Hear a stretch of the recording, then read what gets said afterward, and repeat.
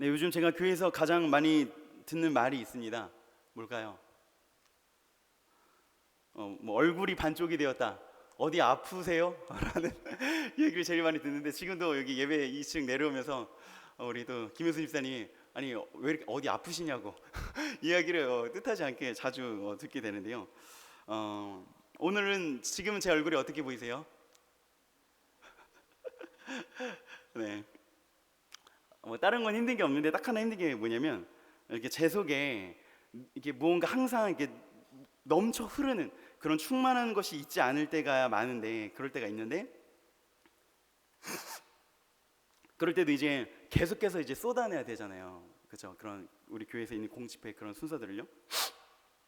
그러니까 억지로 뭔가 짜내는 그 순간들이 진짜 막 힘들 때가 있어요. 사실 어제도 밤을 한 잠도 못 잤긴 했지만 지금 이 순간은 되게 막 기쁨과 능력이 막 넘쳐나거든요. 근데 그렇게 막 뭔가 있지 않을 때가 있잖아요, 속에. 맞죠? 근데 그럴 때 이제 딱 서면, 또 새벽에 서고 밤에 또 서면, 막 저녁에 또 서야 되면 이렇게 억지로 짜내야 하는 그 힘들 때 그 딱 하나가 있어요. 그런데 반면에 요즘 굉장히 행복하고 좋은 게 또 있어요, 교회 안에서. 그건 뭘까요? 어떤 때는 나 홀로 주님과의 깊은 교제 가운데서 위로를 얻을 때도 있지만, 근래는 정말 행복한 것 중에 하나가 우리 따스한 성도님들, 여기 계신 여러분들과의 그런 사랑의 교제를 통해서예요. 이렇게 여러분들이 저에게 어디 아프세요? 라고 물어보는 분들이 이렇게 저를 조롱하시려고 이렇게 막 못생긴 얼굴이 그나마 사이즈라도 줄어드니 좀 낫다, 뭐 이런 의도는 아니실 거 아니에요. 대체로 이제 사랑을 담은 그 진심 어린 그런 말로 또 이렇게 저를 보면서 이렇게 이것저것 필요한 것들을 채워주시면서 이렇게 아껴주시거든요. 그러면은 이렇게 부족하고 미숙하고 실수도 많고 또 이렇게 없는 걸 짜내다 보면 이렇게 막 설교가 꼬일 때도 많이 있는데, 그런데 진심으로 섬겨주시고 말씀의 종으로 여겨주시고 이렇게 아껴주고 계시니까 사실 이렇게 감사하고 사랑스러운 분들과 함께하고 있다는 것이 진짜 힘이 될 때가 있어요. 아까 오전에는 되게 힘이 없었는데 우리 아이들을 보니까 정말 힘이 나더라고요.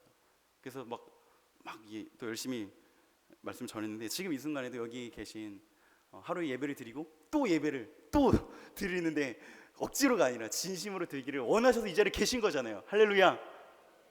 몇 명이 안 했어요. 네, 그분들도 다 원해서 여기 계신 거잖아요. 그렇죠? 한 번 더 기회를 드릴게요. 할렐루야. 아멘. 그러니까 이런 분들을 볼 때 진짜 힘이 나는 거예요. 다 좋지만 뭐 질투하지 마시고 한 명을 제가 칭찬해도 괜찮죠? 안 할게요. 우리 여자 집사님 중에 이자로 시작한 집사님이 계신데, 여기 앉아 계시면은 이게 찬양 인도를 할 때나 설교를 들을 때 정말 그 얼굴에 딱 나는 예배를 기대합니다, 소망합니다, 사모합니다, 이런 게 정말 막 써져서 앉아 계실 때가 있어요.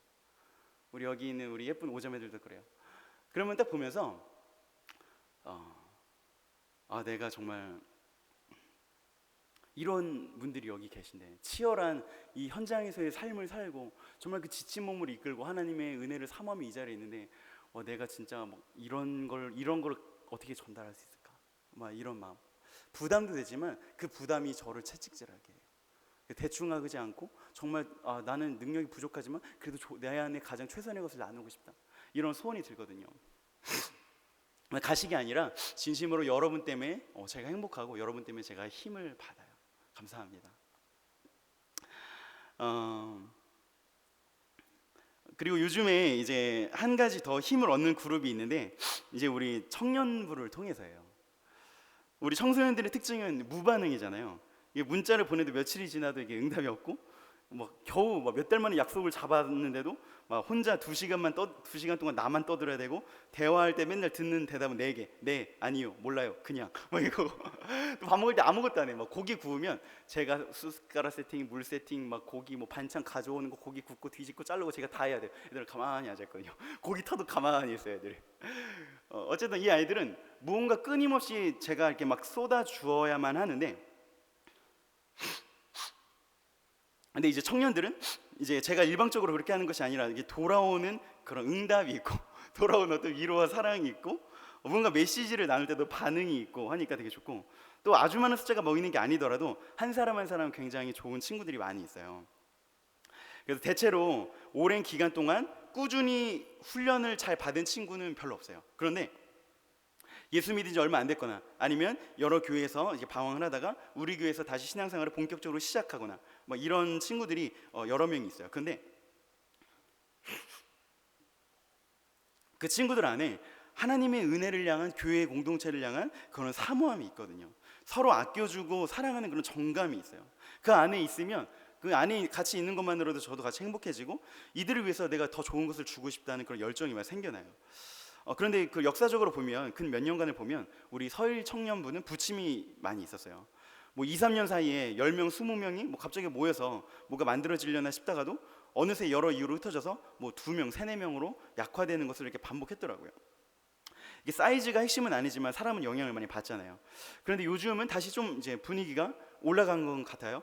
그래서 이제 꽤 많은 친구들이 모이는데 이렇게 서로 모이는 것만으로도 자기들끼리 이제 예수님 안에서 서로 이제 교제를 할 수 있으니까 좋아서 누가 시키지 않아도 서로 같이 밥을 먹고 늦게까지 모여서 이야기하면서 친밀한 교제를 나누고 있어요.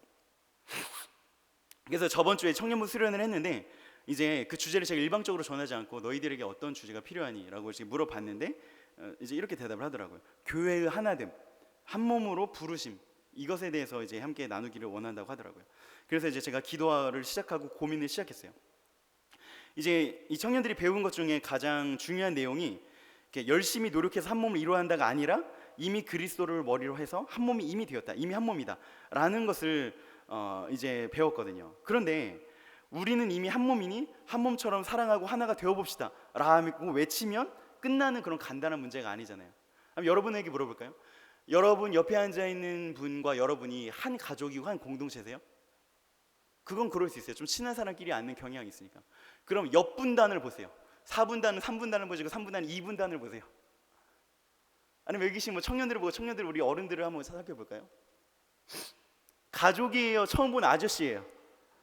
아줌마예요? 우리는 이미 한 몸입니다 라고 이런 교리를 외치면 끝나는 문제가 아니잖아요. 맞죠? 그러면 우리가 어떻게 하나가 될 수 있을까? 근데 그게 사실 어렵거든요. 왜냐면 외적으로도 많이 달라요. 우리 청년들은 뭐가 다르냐면 대화 그런 코드, 유머 코드, 관심사, 연령대에 따른 뭐 삶의 정황, 대학생과 직장인이 같은 이야기가 좀 나오기가 어렵잖아요. 그리고 어떤 핵심 그룹이 생기면 이제 소외되는, 잘 맞지 않는 사람이 생길 수밖에 없고, 대화가 집중되는 그런 특정 인물과 주제가 있는 반면에 그 스팟라이트가 이렇게 잘 비춰지지 않는 사람도 있고, 그래서 내가 소화 좀 약간은 핵심은 아니구나 이런 생각을 가지게 되는 게 있을 수밖에 없죠. 근데 그것만이 아니라 신앙적으로도 그래요. 뭐 찬양이 중요하다, 혹은 뭐 기도가 중요하다, 뭐 성경 공부가 중요하다, 뭐 큐티를 꾸준히 해야 된다, 우리가 선교를 해야 된다, 봉사로 실천을 해야 된다. 은혜로운 교회, 온전한 교회가 무엇인지에 대해서 우리가 또 서로 갖고 있는 그림이 다를 수가 있어요. 그러면 외적으로도 다르고 신앙적으로도 색채가 다를 수 있는 우리가 어떻게 하나 될 수 있는가? 어떻게 하나 될 수 있을까요?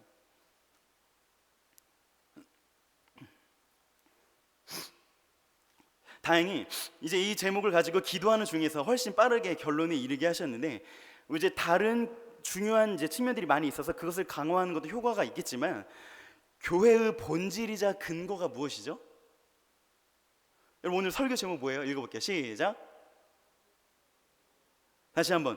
교회의 근거, 교회의 본질이 뭐예요? 제목 읽어볼게요. 시작. 같은 복음입니까? 그렇잖아요.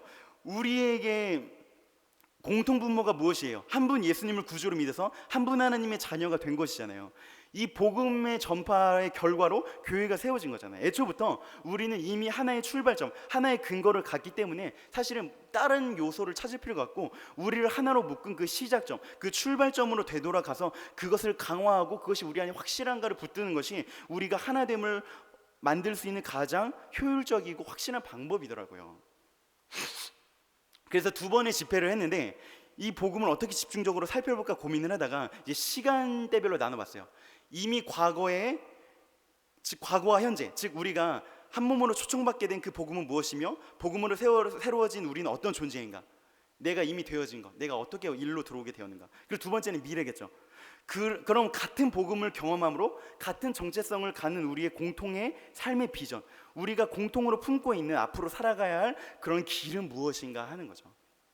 각각의 본문은 따로 잡았지만 모든 대답을 한 구절에 포함하고 있는 것을 발견했는데, 그게 바로 오늘 우리가 함께 나눈 본문이에요. 그 15절에 이제 이런 말씀이 있거든요. 이르시되 때가 찼고 하나님의 나라가 가까이 왔으니 회개하고 복음을 믿으라 하시니라. 여기 과거, 현재, 미래가 다 들어가 있어요. 이제 마가복음의 그런 견지에서 보면 이것은 예수님의 공적 사역의 첫 선언이에요. 이제 순서를 보면요, 예수님의 길을 예비하는 요한의 이야기가 나오죠. 주님은 요한을 통해서 세례를 받으시는데 단지 요한만 준 게 아니라 성령 하나님의 직접적인 세례를 받으신 건데 곧 기름 부음을 받은 것과 같아요.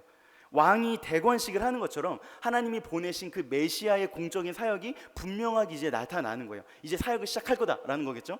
그리고 이제 광야에서 시험을 받으세요. 최종 점검 같은 거겠죠. 이제 이후에 예수님을 예비하는 예비 주자였던 요한이 자신의 역할을 다하고 이제 퇴장을 해요. 그리고 이제 예수님께 바통이 넘어가서 예수님의 공적인 사역이 시작되는데 그 첫 외침이 바로 이것인 거죠. 이르시되 때가 찼고 하나님의 나라가 가까이 왔으니 회개하고 복음을 믿어라. 여러분, 복음은 좋은 소식, 굿뉴스라는 거죠. 우리가 이제 좋은 것이 여러 가지가 있겠지만은 우리에게 가장 큰 기쁨의 소식은 뭐냐면 바로 예수님이에요. 여러분 정말 그렇게 고백하세요? 예수님 때문에 가장 기쁘세요? 아니면 예수님보다 더 기뻐하게 된 이유가 있으세요? 예배하는데도 예수님을 느끼지 못해서 가슴이 아프세요? 아니면 여러분이 무언가를 추구하고 노력했는데 그게 이루어지지 않아서 가슴이 더 아프세요? 예수님이 여러분에게 최고의 가치세요?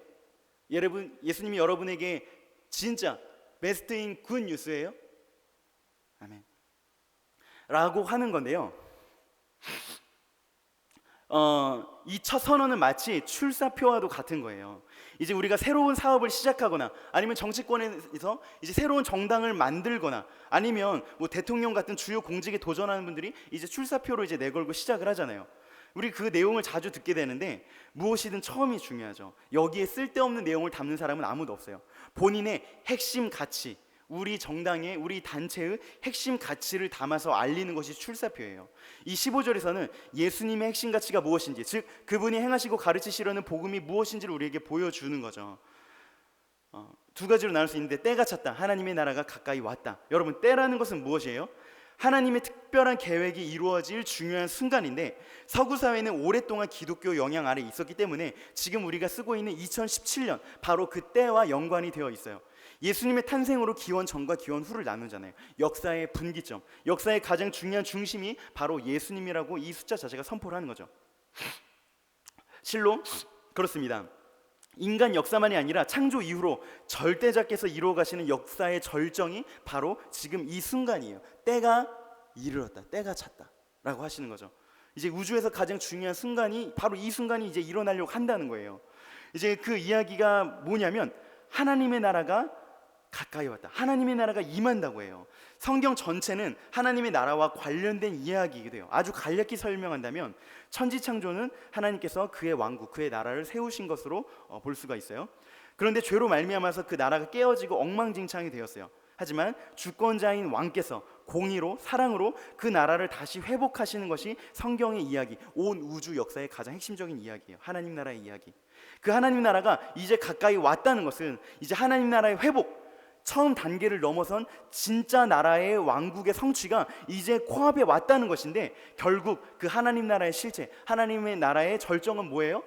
예수님 자신이죠.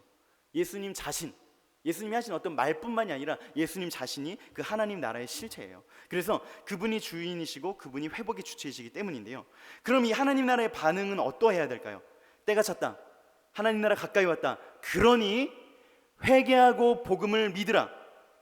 회개한다는 것은 단지 후회하면서 눈물을 흘리는 것만이 아니에요. 회개에는 그러한 감정적인 슬픔, 후회를 동반하지만 진정한 회개의 의미는 이전으로부터 돌이켜 다른 곳을 향하는 거예요.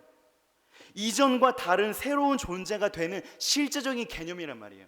감정을 느꼈는데 그 감정을 넘어서 감정 때문에 또 새롭게 되어야만 하는 것이, 그게 진짜 회개예요. 그리고 하나님 나라, 복음, 그것들의 실체인 예수님을 믿고 온전히 의탁하는 참된 믿음으로 나아가야 할 것을 말씀하시는 거예요. 여기서 과거와 현재는, 즉 우리가 뭘 거쳐서 지금 어떤 존재가 되었냐 하는 것은 바로 이 지점인데, 회개하고 복음을 믿는 것이에요. 이는 다른 표현으로 이제 하나님 나라에 우리가 속하게 된 것이기 때문에 우리의 미래는 즉 무엇이냐면, 한 몸인 교회인 우리의 공통 인생의 목표는 다른 것이 아니라 이미 온 그리고 이제 앞으로 완성될 그 하나님 나라를 소망하며 살아내는 것이죠. 이것이 이제 아주 간략히 말하는 것이고요. 그러면 과거와 현재를 더 깊이 살펴보기 위해서 첫 번째 집회의 중심 본문으로 택한 곳이 요한복음 3장 니고데모와 예수님의 대화 장면이에요. 이제 어떤 혹자는 이제 그 중에 요한복음 3장 16절, 하나님이 세상을 이처럼 사랑하사 독생자를 주셨으니 누구든지 그를 믿으면 멸망하지 않고 영생을 얻으리로다. 요한복음 3장 16절 하죠. 이거 다 아시잖아요. 이게 성경 전체를 한 문장으로 줄이면 바로 여기다 라고 과감히 주장하는 분이 있어요. 물론 이게 너무 심한 가지치기라고 할 수 있겠지만 어쨌든 예수님과 니고데모의 심야 토론이 이제 3장에 벌어지고 있는데, 여기에는 성경 전체에서 굉장히 중요한 주제, 곧 복음과 구원에 관한 핵심적인 사항 중에 하나가 담겨 있다는 거죠. 1절에 보시면 한 3장을 함께 보실까요? 요한복음 3장 1절을 함께 살펴볼게요.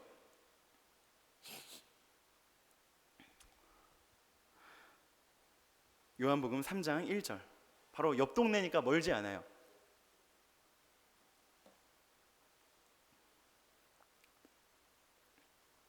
여기 3장 1절에 보면 벌써 이미 니고데모의 정체를 밝히는데 바리새인이라고 하고요, 유대 공의회, 유대의 지도자 중에 한 사람이라고 해요. 곧 성공한 사람이라는 걸 알 수가 있죠. 이걸 통해서 뭘 우리에게 알려주고 있냐면, 바리새인이라는 것은 하나님의 말씀에 굉장히 능통한 자임과 동시에 예수님을 극단적으로 적대시했던 그룹 중의 일원이라는 것도 알려주는 거예요. 유대 지도자라는 것을 통해서는 그가 성공한 인생을 살고 있고 주변 사람들로부터 인정받고 있다는, 즉 후회할 것이 별로 없는, 아쉬울 것이 별로 없는 사람이라는 것도 알 수가 있어요. 그런데 유대의 지배적인 여러 그룹들이 있었어요. 뭐 바리새파, 뭐 사두개파 등등이 있었는데 굉장히 서로 다르거든요. 근데 그 단체들의 공통점이 딱 하나 있어요. 뭐냐면 예수를 잡아 죽이기로 결의할 때 서로 마음을 합치더라고요. 그러니까 유대 공의회, 유대 지도자라고 하는 것도 곧 예수님을 반대하는 그룹에 속해 있다는 것도 또 함께 알려주는 거예요. 그렇기 때문에 지금 이 니고데모가 예수님을 찾아온다는 것은 그 자기가 속한 그룹에 대한 배반이기 때문에 몰래 이제 밤에 찾아와서 예수님과 심야 토론을 하고 있는 거죠. 위험을 감수하고 찾아온 것은 뭘 말해주는 거예요? 단순한 호기심으로 온 게 아니라 정말 그의 안에서 해결되지 않는, 스스로 답을 얻어낼 수 없는 그 중요한 심각한 내용이 있다는 거예요. 여러분, 종교의 가장 중요한 내용이 뭐예요? 구원이잖아요. 하나님 나라에 이르는 길, 천국 가는 길, 이게 종교의 가장 중요한 대답, 우리의 관심사와 질문 아니에요? 인간이 어떻게 하면 구원받을 수 있는지를 니고데모는 분명히 물어봤을 거예요. 그래서 이제 예수님이 하나님 나라에 이르려면 하고 이제 여러 말씀을 하시죠. 그런데 재미있는 것은 니고데모가 묻는 이것은 사실 그가 모르는 내용이 아니었어요. 바리새파라면서요. 유대 지도자라고 했잖아요. 이미 그에 대한 상담한 방법을 머리로 알고 있고 온 삶으로 실천을 하고 있었어요. 그뿐만이 아니라 유대인들은 우리는 아브라함의 자손, 즉 우리가 한국 사람이라는, 동양인이라는 이런 혈통 자체만으로도, 아브라함의 자손이라는 것만으로도 이미 우리는 하나님의 나라에 선택받은 백성이라고, 구원받은 자라고 자부하고 있었단 말이에요. 그런데 예수님은 그런 자들 향해서 뭐라고 하시죠? 돌들로도 아브라함의 자손이 될 수 있다. 너네의 혈통은 아무런 쓰잘데기가 없다. 독사의 자식들아, 너희는 회칠한 무덤이다. 너희 안에서 시체 썩는 쓰레기 같은 냄새가 난다. 이런 무서운 독설을 날리시잖아요. 오늘 니고데모를 향해서도 구원받기 위해서는 어떻게 해야 됩니까? 하나님 나라에 이르려면 어떻게 해야 됩니까? 라는 그 질문에 대해서 거듭나지 않으면, 다시 태어나지 않으면 가망이 없다라고 하세요. 이 말은 곧, 근데 이 거듭난다는 말이 되게 종교적인 말이고 우리에게 너무 익숙한 말이어서 별 느낌이 안 나요. 그렇지, 거듭나야지. 이 거듭난다라는 말이 뭐냐면요, 다른 사람이 되지 않으면, 즉 현재로서는 가망이 완전히 없다는 거예요. 조금 고쳐서 되는 게 아니라 너는 이미 망했고 너는 새로운 사람이 돼서 다시 태어나지 않으면 너는 완전히 실패했다는, 완전히 독설인 거예요. 이것도 한마디로. 그들이 하나님의 나라에 이미 들어갔다고 하는 모든 근거들, 혈통, 지식, 행동, 그 모든 열정과 노력을 부정하고 계신 거죠.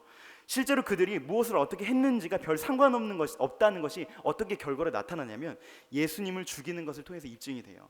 하나님이 보내신 구원자, 하나님의 아들을 죽인 자들이 어떻게 그 나라에 들어갈 수 있겠어요? 그렇죠?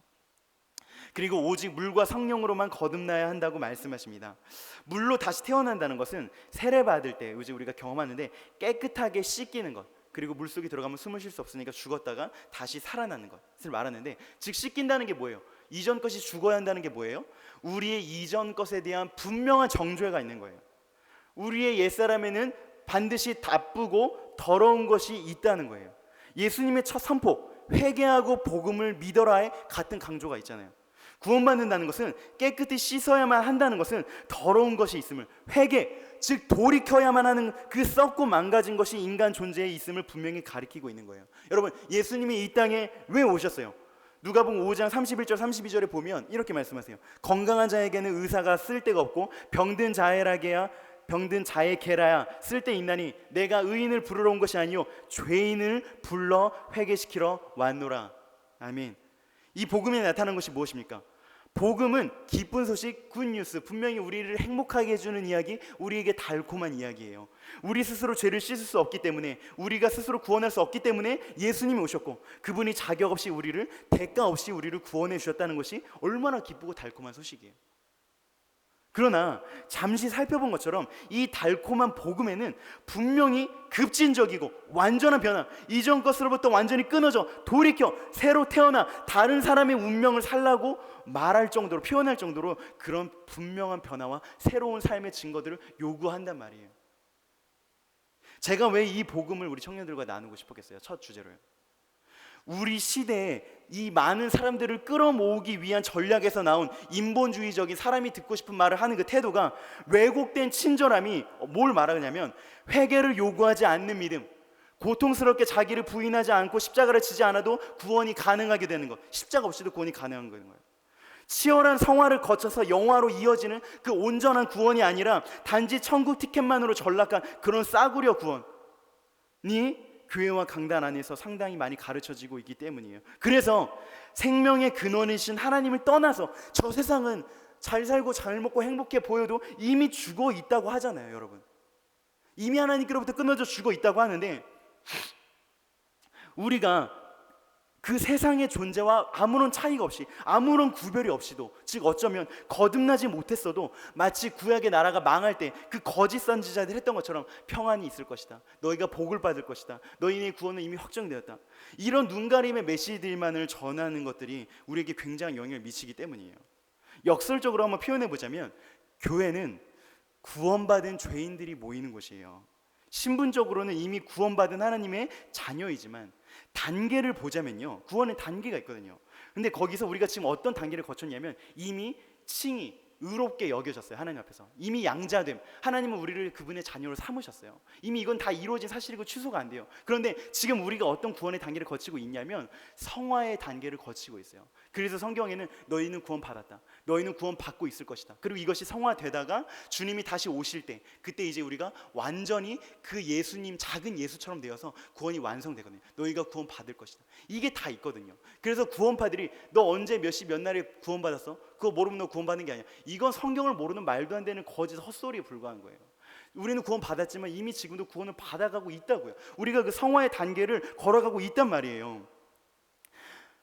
그래서 우리가 아직은 부족하고 죄가 있는 존재이지만, 그러나 분명히 거룩함과 진리를 향해서 경주하고 있는 자들의 모임이에요. 여러분, 그렇게 여러분 자신이 그런 존재라고 생각이 드세요? 그렇기에 이미 우리의 구원이 시작된 것, 그것이 그리스도의 피로 이루어진 것이기에 결코 취소되지 않을 것이 사실은 교회에서 가장 중요하게 선포되어야 하는 복음이에요.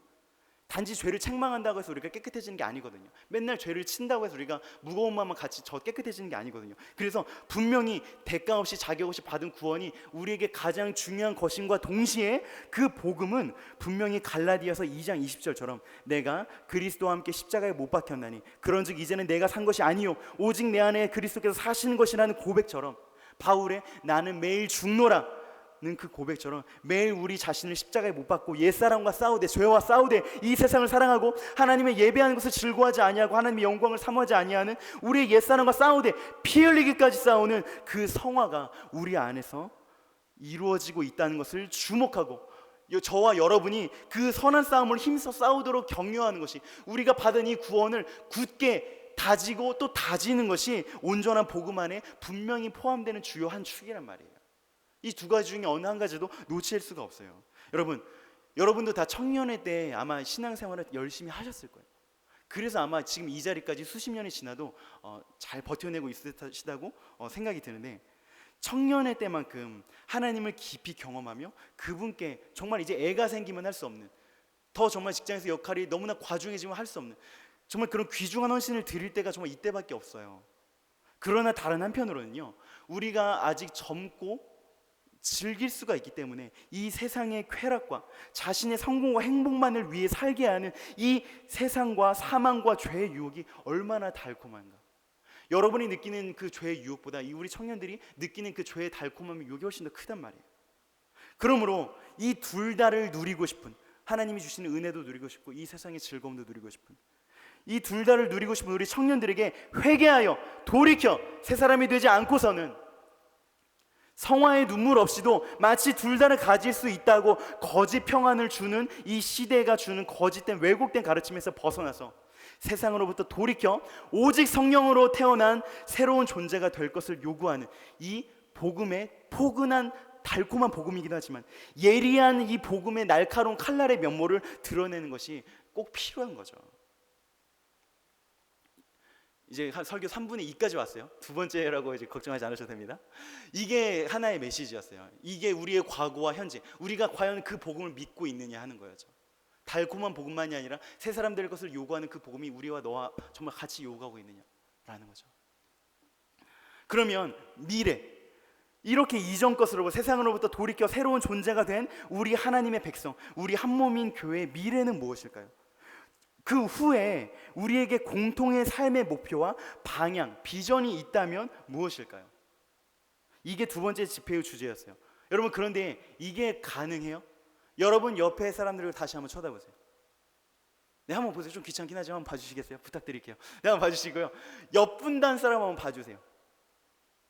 지금 저 사람과 내 인생에 공통 분모가 많이 있어요? 없어요?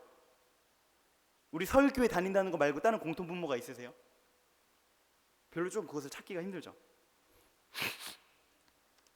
여러분, 우리가 이제 서로 아무리 서로 사랑하고 아껴주더라도, 우리가 같은 복음으로 거듭나 따더라도 우리는 직업이 다 다르고 인생을 살아가는 스타일이 다 다른데, 이 어떻게 이런 서로 다른 사람들이 같은 한 방향, 같은 그런 하나의 비전을 추구하며 우리가 살 수 있냐라고 우리가 반문할 수 있는 거예요. 그렇죠? 대답은 그럴 수 있다는 거예요. 대답은 그럴 수 있다는 거예요. 우리에게는 직업에 따라 달라지는, 시대의 상황에 따라 달라지는 여러 가지 버전의 다른 매뉴얼이 주어진 게 아니라 모든 시대와 상황에 있는 그리스도인들이 추구해야 할 한 가지의 비전이 우리에게 주어져 있어요. 우리가 이 과거와 현재의 복음이 똑같다면 우리의 미래도 같은 복음이 있단 말이에요. 이 복음 안에 들어오면 우리에게는 하나의 미래가 있단 말이에요. 우리가 사회 곳곳에 흩어지지만 각자의 자리에서 같은 길을 추구하는 사람들이라는 거예요. 학생도, 공무원도, 아이들을 가르치는 선생님도, 장사를 하는 사람도, 정치를 하는 사람도, 예술을 하는 사람도, 돈이 많은 사람도, 적은 사람도, 모든 그리스도인이 추구해야 할 하나의 길이 있어요.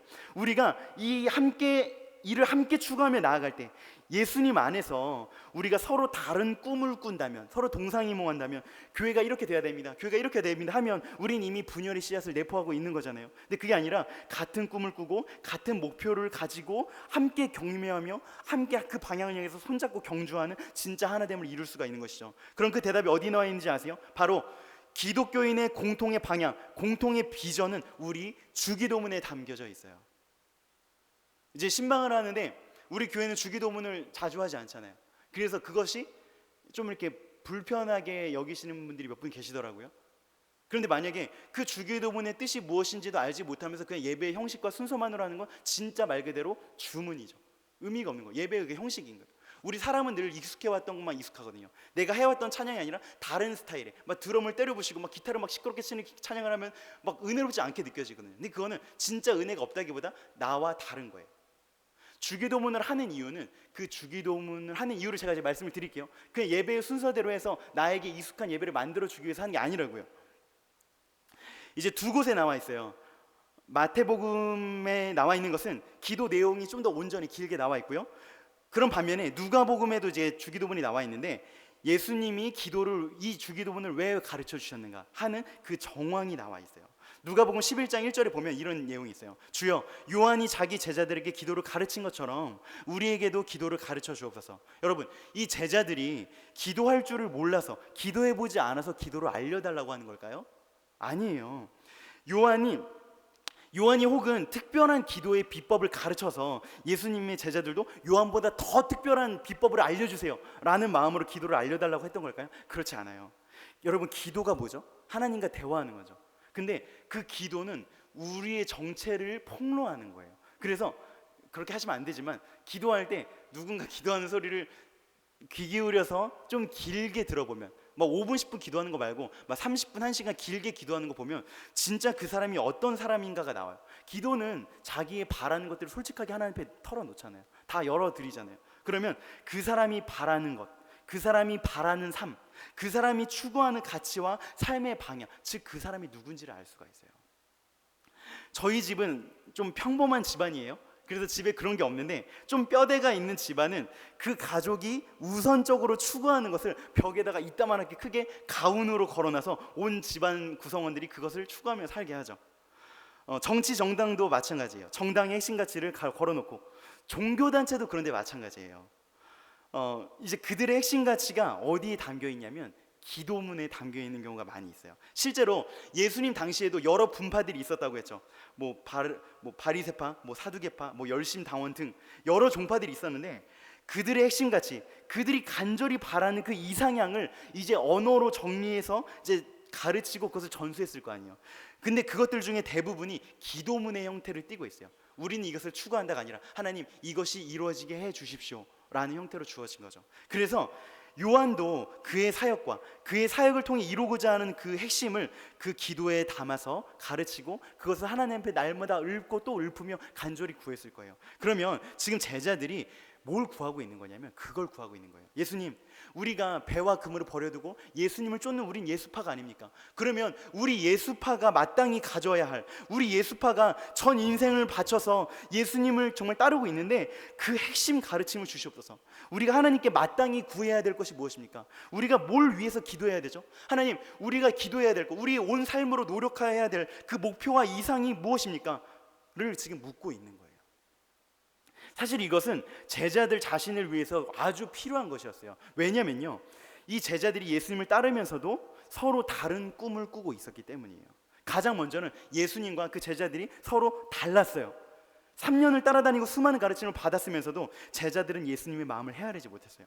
그래서 예수님이 본격적으로 점차 계시를 나타내 보이시는데, 내가 고난당하고 죽었다가 다시 살아나야 할 것을 말씀하세요.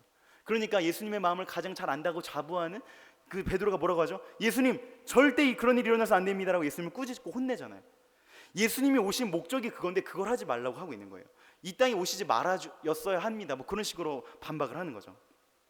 제자들 사이에서도 갈갈이 마음이 나뉘어져 있어요. 일부는 어부들이었죠. 일부는 요한의 제자였다가 예수님의 제자로 온 사람들이었죠. 일부는 매국노 같았던 세리 마태 같은 사람들이죠. 또 일부는 열심당원 같은 사람들이죠. 워낙 출신 성분이 다양하잖아요.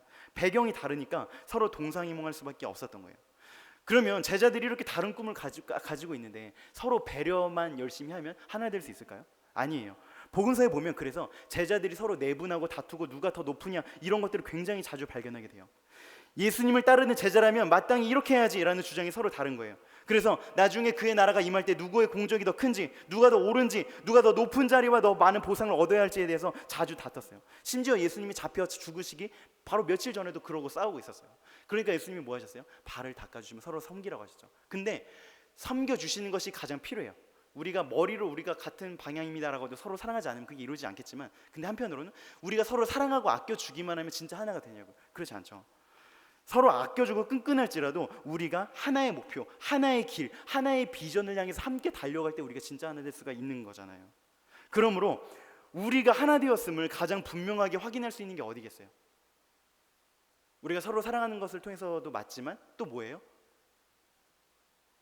우리 권사님들과 집사님들이 우리가 하나입니다 라고 자신 있게 말할 수 있는 것이 어디에서 증명이 되는 거예요?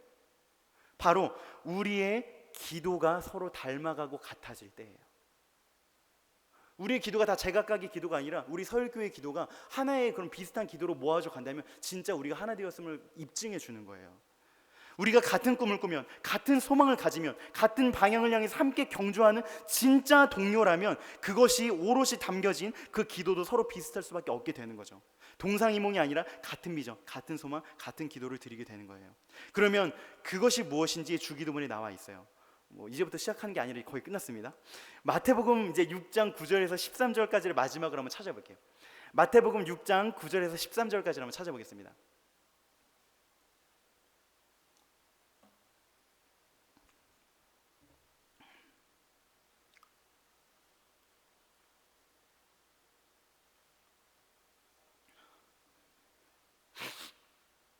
마태복음 6장 9절에서 13절에 보면 이제 주기도문이 나와 있죠. 거기서 두 개를 빼볼게요. 제일 처음에 하늘에 계신 아버지, 이제 하나님을 부르는 기도의 시작이라고 보고요. 맨 마지막에 나라와 권세와 영광이 아버지께 있습니다를 이제 마지막 하나님께 송영, 영광을 돌려보내고 올려드리고 찬양하는 것을 본다면 그 사이에 이제 있는 구절을 6절 혹은 7절로 이제 볼 수가 있는데, 그 내용을 하나로 잘라서 두 개로 나눈다면 어떻게 나눌 수가 있겠어요? 시간이 없어서 바로 정답을 말씀드리자면 11절 오늘 우리에게 일용할 양식을 주옵소서라는 거기부터 아래까지는 우리 자신을 위한 기도예요. 먹을 것을 넘어서 우리에게 필요한 모든 것을 구하는 거죠. 그리고 죄사함, 우리가 건강한 관계는 살아갈 수 있도록, 또 어려운 거 악에서 구해달라는 우리 자신을 위한 기도를 드려요. 우리는 연약한 인간이기 때문에 우리가 부족하고 필요한 것들을 솔직하게 구하는 것이 기도예요. 마땅히 기도하는 것이 맞아요. 그런데 제가 지금 여러분과 함께 주목해 보고자 하는 것은 뭐냐면 기도의 순서예요. 이는 이런 우리 자신을 위한 기도 앞에 무엇이 있죠? 이건 단지 그냥 배열이 아니라 우선순위의 문제이기도 하거든요. 그래서 그 앞에 내용이 뭔지를 잘 살펴봐야 되는데, 이제 이게 세 절로 되어 있잖아요. 그런데 이것은 다른 세 가지의 기도가 아니에요. 한 가지 본질을 구하는 세 가지 다른 측면이라고 볼 수가 있어요. 그러니까 요약해서 정답만 말씀드리자면 지금 뭘 구하고 있는 거냐면 바로 하나님 나라가 임하게 하여 주옵소서. 즉 하나님을 위한 기도인데, 하나님을 위해서 어떻게 기도하고 있냐면 하나님 나라가 임하게 하여 주옵소서라는 기도를 드리는 거예요. 하나님 나라가 임한다는 것이 무엇이에요? 하나님 나라는 여기 나온 것처럼 아버지의 이름이 거룩하고 존귀하게 여겨지는 곳이 하나님 나라겠죠. 또한 주권자이신 왕이신 아버지의 뜻이 이루어지는 곳이 또 하나님의 나라일 거예요. 어디 임하게 해달라고 하고 있어요? 10절에 보시면 하늘에서와 같이 이 땅에서, 이 땅, 하나님 나라의 영토가 어디냐면 그의 백성인 우리가 살고 있는 모든 삶의 영역이에요. 이 서일교회 건물만이 아니라 여러분이 밟는 모든 땅, 여러분이 만나는 모든 삶, 여러분이 살아가는 그 모든 시간들이 하나님 나라의 영토란 말이에요. 지금 우리가 살고 있는 가정, 교회, 직장, 모든 대인관계, 시간과 돈을 쓰는 영역 등 모든 곳에서 우리 마음대로 되는 것이 아니라 하나님의 뜻이 이루어지는 곳이 되도록, 내가 좋고 내가 인정받고 내가 올라가는 것이 아니라 아버지께서 찬양과 영광을 받으시게 해달라고 하는 거, 간청하는 거예요. 우리의 방향이 뭐라고요? 우리 같은 복음을 가진 우리의 공통 비전이 뭐라고요? 하나님 나라 임하게 하여 주옵소서. 따라해 볼까요? 우리의 비전은 하나님 나라가 이 땅에, 우리 삶의 전 영역에 임하는 것입니다. 바로 이거예요. 그런데 여기에 재미있는 모순이 있어요. 뒷부분은 우리를 위한 기도라고 했고 앞부분은 하나님을 위한 기도라고 했잖아요. 그런데 여러분, 우리가 감히 하나님을 위해서 무언가 기도로 해드려야 될 것이 있어요? 그분은 전능하신 주님이시고 우리는 피조물이고 작고 연약한데 어떻게 감히 우리가 하나님을 위해서 무언가 기도를 해드릴 수가 있겠어요? 그렇죠? 이게 굉장히 모순 같고 역설이지만 여기에 담겨진 신비가 있어요. 뭐냐면 하나님께서 자신의 역사를 이루실 때 그분 홀로 자신의 권능과 기적을 통해서 이루시기도 하지만 우리가 성경을 봐도 알 수 있어요. 성경을 봐도 알 수 있는 것이 뭐냐면 보잘것없는 우리를 당신의 동역자 삼으셔서 우리를 주님의 영광스러운 손으로, 발로, 입술로 삼으셔서 함께 하신다는 거예요. 우리와 아무런 상관없이 그냥 하나님 혼자 행하시면서 우리는 그분의 마음을 알지도 못하는 종으로 부르신 것이 아니에요. 있으나 마나한 그런 존재 가치가 없는 그런 별 쓸모없는 존재로 우리를 부르신 게 아니라 하나님은 당신의 그 위대하고 아름다운 역사를 우리같이 연약한 자들을 통해서 이루시기를 원하신다는 거예요. 그렇기 때문에 하나님이 우리를 통해서 일하시기를 원하시기 때문에 굳이 그 전능하신 하나님이 굳이 우리 같은 연약한 자들을 통해서 일하시기를 원하시기 때문에, 그래서 우리가 감히 하나님을 위해서 기도할 수 있고 기도해야 하는 것이고, 그리고 아버지의 나라가 이 땅에 그 위대한 역사가 감히 우리를 통해서 우리 삶에 이루어지기를 기대하고 소망하고 그것이 이루어지게 해달라고 정말 떼쓰면서 투쟁하듯이 그렇게 기도하고 투쟁하는 삶을 살아야 하는 것이죠. 이게 바로 하나님 나라의 복음이에요. 우리가 천국 갈 것이기에 이 땅에서의 삶이 아무런 의미도 없다고 여기는 이단들이 초대교회도 있었어요. 지금도 있죠. 구원파가 그런 헛소리를 열심히 외쳐대고 있잖아요. 근데 그렇지 않아요. 누가복음 16장 16절에 이런 말씀이 있어요. 율법과 선지자는 요한의 때까지요. 예수님 전까지라는 거죠. 그 후부터는, 즉 예수님 때부터는 그분이 전하는 것이 뭐냐면 하나님 나라의 복음이 전파돼요. 예수님이 가르치신 것은 하나님 나라의 복음이었어요. 그러면 그분이 이런 복음을, 이 주기도문을 한 번만 가르치셨을까요? 이 핵심 사상을, 그분의 핵심 가르침을 그분의 제자인 우리가 진짜 소망해야 할 비전이 우리가 어떻게 되어져야 하는지를 3년 동안 정말 자주 강조하면서 자주 가르치지 않으셨겠어요? 성경이 그렇기 때문에 이런 표현이 많이 있는 거예요. 마태복음 6장 33절에 보면 너희는 먼저 그의 나라와 그의 일을 구하라. 하나님의 나라와 하나님의 의가 이 땅에 이루어지기를 구하라 라고 말씀하시거든요. 그리하면 이 모든 것을 너희에게 더하시리라 말씀하시죠. 누가복음 4장 43절에서도 이렇게 말씀하세요. 내가 다른 동네들에 가서도 하나님의 나라의 복음을 전하여야 하리니 나는 이 일을 위해 보내심을 받아노라. 그분이 우리를 위해서 왜 오셨다고 했어요? 죄인을 찾으러 오셨다고 했죠. 죄인을 구원하기 위해서 오셨다고 했죠. 그러면 죄를 회개하고 돌이키는 그 복음이 무엇과 똑같은 거예요? 하나님 나라의 복음. 우리의 과거와 현재와 미래, 이 하나의 복음이 성경에 기록되어 있단 말이에요. 우리가 누군지, 우리가 앞으로 살아갈 비전이 무엇인지가 여기 나와 있단 말이에요. 이것이 바로 우리 모든 그리스도인들이 직업을 망라하고 시대를 망라하고 우리의 성격과 신앙 스타일 등 우리의 어떤 차이에도 불구하고 모든 교회가 꿈꿔야 할 궁극의 비전인 것이에요. 이 하나님 나라 임하게 하옵소서라는 것은 막연한 기도가 아니에요. 하나님 나라 임하게 하옵소서 앞에 두 가지가 괄호로 쳐져 있어요. 하나는 저를 통해서, 우리를 통해서 이루기를 원하신다고 했잖아요. 그러니까 저를 통해서, 그리고 또 하나는 뭐예요? 구체적인 제 삶의 모든 영역에 하나님 나라가 임하게 하여 주시옵소서. 아프리카 아이들이 불쌍하다고 눈물 흘리면서 기도했는데 걔네들을 위해서 5,000원 하나 10,000원짜리 안 쓰면 그건 정말 사기치는 기도잖아요. 하나님 나라 임하게 해주소서 라고 말하면서 하나님 나라가 임하게 하기를 위해서 노력하고 투쟁하지 않는 사람은 사기치는 기도를 하는 거잖아요. 이것은 지금 제가 말씀드린 이것은 교리가 아니라 기도예요.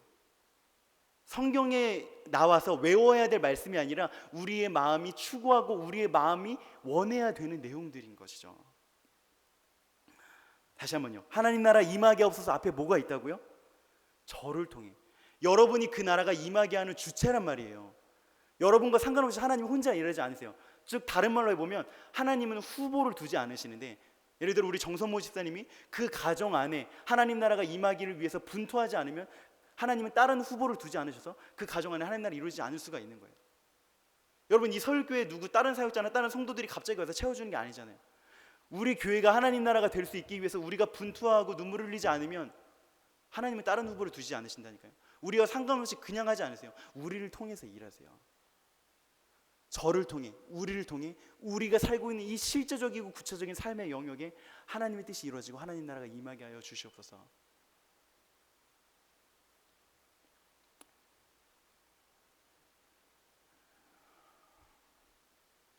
요한계시록에 보면 예수님이 다시 오셔서 인간 역사가 종결되는 것을 환상 중에 나타나고 있는데, 거기 재미있는 두 가지 사실이 있어요. 뭐냐면 첫 번째는 예수님이 오기 바로 직전까지만도 교회를 향한 공격, 악한 세력의 득세, 공중의 권세 잡은 악한 마귀의 활동이 사라지지 않고 끝까지 발버둥친다는 거예요. 이게 무슨 말이에요? 사실 우리가 우리 삶에 하나님 나라가 임하게 해달라고 목숨을 걸고 경주해도 그게 이제 전 지구적으로 복음화의 바람이 일거나 완벽하게 그게 이루어지진 않아요. 교회가 이 세상을 평정하는 일은 일어나지 않아요. 즉 우리는 완벽한 승리를 이룰 수 없지만 그래도 이것을 하는 거거든요. 이것은 약간 좀 사실 실망스러운 대목이에요. 그런데 이와 함께 우리에게 희망이 된 소식이 있으니 뭐냐면 주님 오시기 직전까지 악의 세력이 활발히 활동함과 동시에 또 어떤 일들이 일어나냐면 내적인 변절, 외적인 핍박에도 불구하고 교회가 그 생명력을 잃어버리지 않고 끝까지 복음을 증거하고 끝까지 하나님 나라가 이 땅에 임하기를 위해서 고군분투하는 그 성도들의 이야기가 요한계시록에 나와 있어요. 여러분, 이게 누구의 이야기예요? 마지막까지 있을 그 이야기가 누구의 이야기예요? 저기 세상에 있는 돈 많은 사람들의 이야기예요? 하나님, 내가 대통령이 되면, 내가 부자가 되면 그걸로 하나님께 영광을 돌리겠습니다. 그런 식의 사람들에게 이야기 있는 거예요? 아니에요. 바로 우리들의 이야기잖아요. 바로 우리들의 이야기잖아요. 하나님의 종말의 역사를 이루시는 게 저와 여러분을 통해서 이루어진다니까요. 완벽한 승리를 거둘 수 없지만 끝까지 눈물을 흘리며 분투하고 포기지 않는, 내 남편을 끝까지 포기하지 않는, 내 직장을 끝까지 포기하지 않는, 내 사랑하는 가족과 친척들과 내 삶의 영역들, 끊어지지 아니하는 나의 죄의 습관들, 나의 그걸 하나님 기뻐하시지 않는 영역들과 싸우기를 포기하지 않는, 정말 내 내면 안에서, 내 개인적인 삶의 영역 안에서 주님과 상관없는 것이 아무것도 없도록, 정말 모든 것이 주님과 연관될 수 있도록 끝까지 눈물을 흘리고 끝까지 투쟁하고 나는 죽고 이제 예수로만 삽니다 라고, 그런 사람들을 통해 이 요한계시록의 종말의 역사가 이루어지는 주역이 된다는 거예요. 저와 여러분이 그 하나님이 이루어가시는 종말 역사의 주역이라니까요. 뭐 다른 능력 있는 선지자가 와서 그런 일을 하는 게 아니라요. 먹고 사는 것이 중요하죠. 우리가 들어갈 실버타운을 위해서 열심히 노후 준비하는 것도 굉장히 중요해요. 자식들이 잘 되는 것도 굉장히 중요해요. 그런데 사실 인생은 말 그대로 현실이고 두 번 돌이킬 수 없기 때문에 중요하지 않은 것이 아무것도 없어요. 그러나 이 모든 중요한 것들 때문에 우리 교회, 우리 복음의 가장 궁극적 목적인 하나님 나라를 잊어버리고 있는 게 아니냐 하는 거죠. 육체적 나이가 많던 적던, 돈이 많던 적던, 특출한 능력이 크든지 적든지 이런 건 아무것도 중요하지 않아요. 결국 예수님이 완성하시거든요. 우리가 완성을 시키는 게 아니라, 그냥 우리는 내 모든 삶의 것들이 하나님 나라의 임함을 위해서 쓰여지고 있는가, 아니면 하나님과 하나님의 나라와 아무런 상관없이 살아가고 있는가 하는 거죠. 여기서 은혜 받는 거는 중요한 전부가 아니에요. 여기서 은혜 받는 건 단지 시작일 뿐이에요.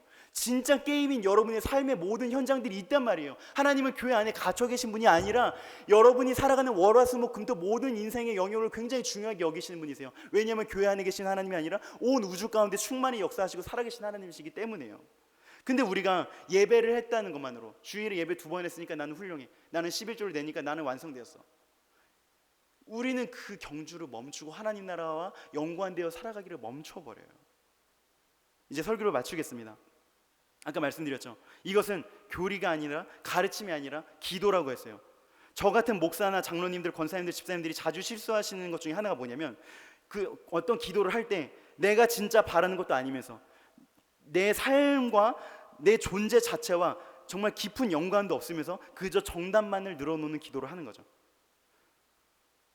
여러분, 질문합니다. 여러분께 도전합니다. 사랑하는 성도님들, 우리가 연약하지만 우리를 통해서 우리의 모든 삶에 하나님 나라가 임하기를 정말 간절히 소망하고 원하세요? 심지어 믿지 않는 사람들이 많은 그 사회 영역들에서도 복음이 전파되고 그 안에 하나님이 기뻐하시는 사랑과 평화가 임하기를 위해서, 그곳에서 하나님 나라가 임하기를 위해 분투하며 우리가 살아가고 있습니까? 교회 바깥의 영역에서요.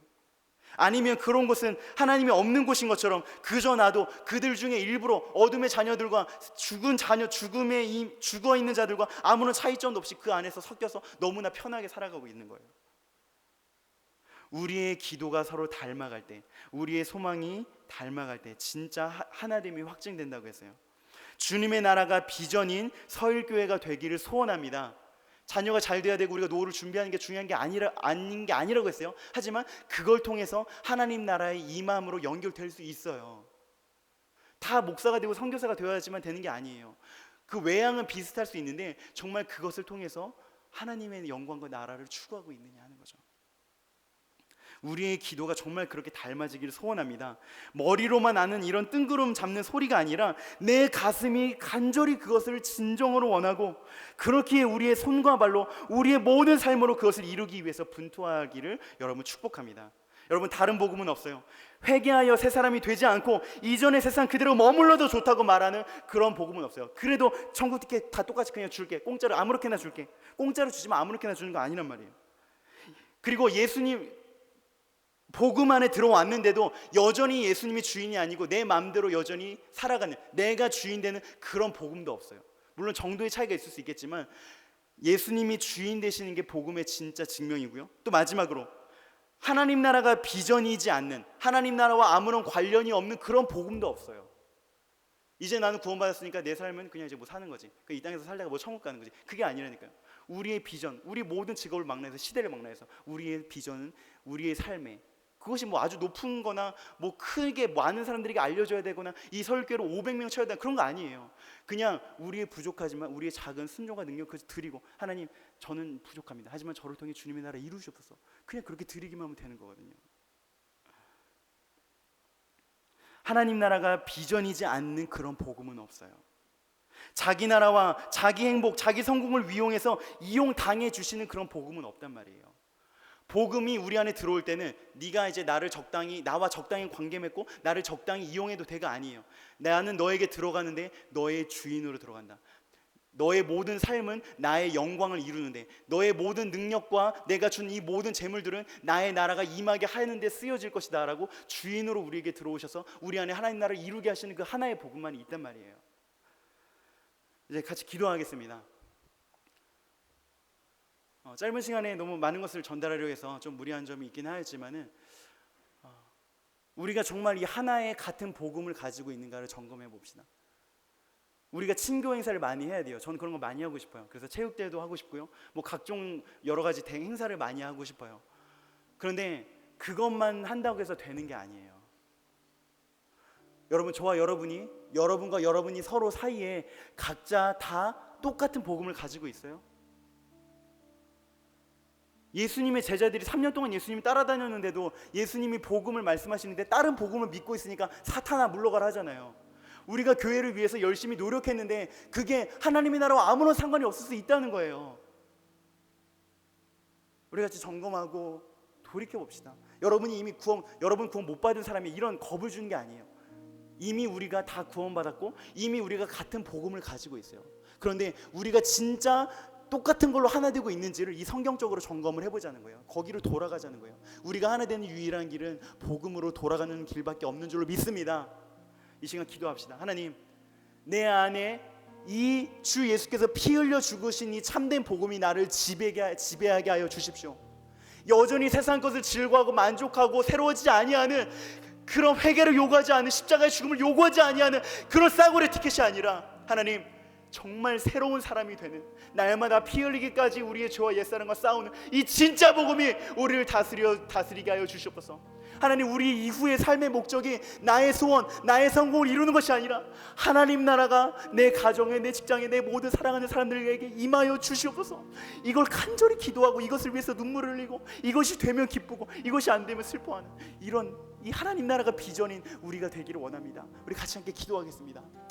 살아계신 아버지 하나님, 이 시간에 우리 사랑하는 우리 서울교회 성도님들과 우리가 진정으로 주님 하나 되는가를 하나님 살펴봅니다.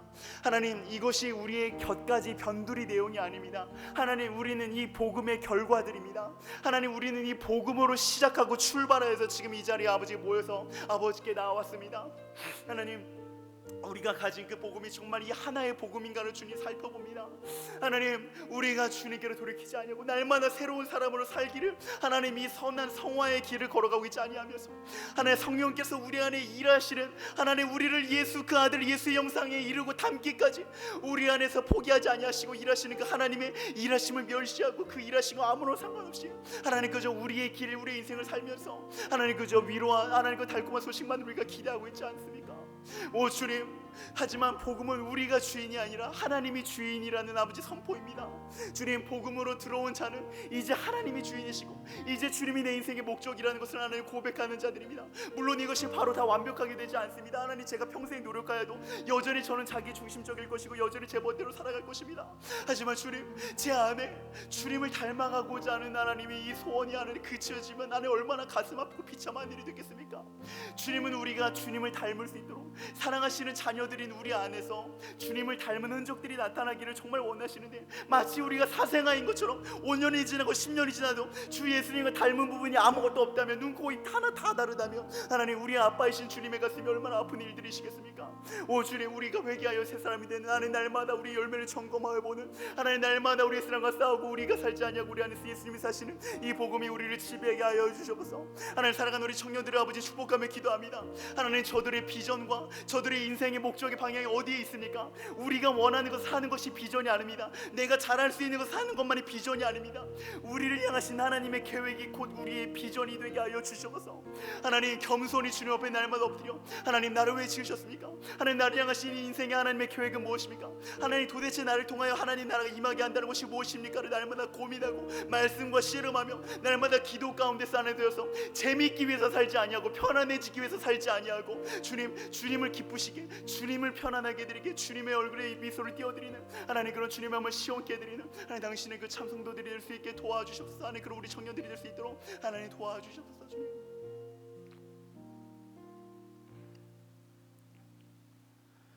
살아계신 아버지 하나님,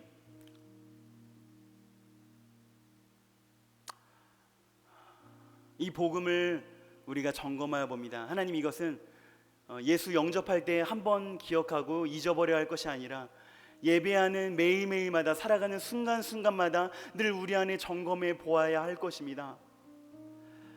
오 주님, 우리가 이 복음을 잃어버린다면 우리가 무엇이겠습니까? 우리는 아무런 의미도 없습니다. 예수님을 잃어버리면 우리는 아무것도 아닙니다. 주님이 우리의 전부이십니다. 날마다 우리가 복음 앞에 서게 하여 주십시오. 날마다 십자가 앞에 우리를 세워서 날마다 우리는 없고 예수로 사는 이 진짜 복음만이 우리를 다스리게 하여 주시옵소서. 하나님, 내가 주인이 되지 않고 하나님이 주인이 되시는 이 진짜 복음, 하나님, 내 인생의 목표와 방향을 위해서 살지 아니하고 하나님 나라의 이 땅에 이 마음을 위해서 살아가는 그 진짜 복음이 우리를 정복하고 우리를 다스려 주게 하여 주옵소서. 머리만 이해시키는 것이 아니라 우리의 가슴을 쥐고 흔들어서 우리를 깨부수어서 하나님, 정말 바뀌지 아니하는 우리가 진짜로 하나님의 영광을 소원하고 사모하게 되어지는 하나님, 그런 마음의 변화가 일어나게 하여 주시고, 하나님, 그 마음의 변화를 통하여서 교회 안에서만이 아니라 교회 바깥에 더 중요한 우리 실제 삶 가운데서 정말 하나님의 나라가 임하고 진짜 하나님이 일하고 계시는구나라는 간증이 넘쳐나는 우리 귀한 서울교회가 되게 하여 주시옵소서. 예수님의 이름으로 기도합니다. 아멘.